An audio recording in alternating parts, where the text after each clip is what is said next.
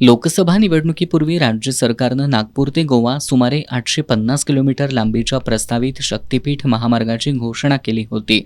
मात्र कोल्हापूर जिल्ह्यातील शेतकऱ्यांचं या महामार्गामुळे मोठं नुकसान होणार असल्यानं जिल्ह्यातील शेतकऱ्यांनी या महामार्गाला कडाडून विरोध केला.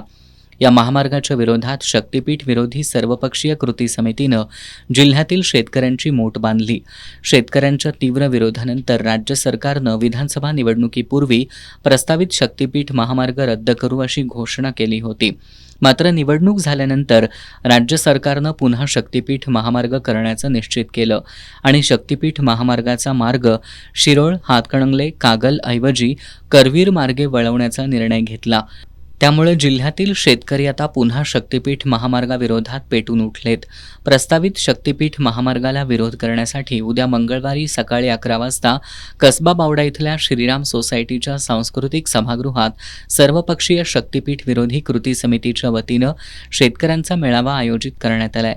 या मेळाव्याला आमदार सतेज पाटील यांच्यासह जिल्ह्यातील सर्वपक्षीय नेते उपस्थित राहणार असून या मेळाव्याची तयारी पूर्ण झाली आहे.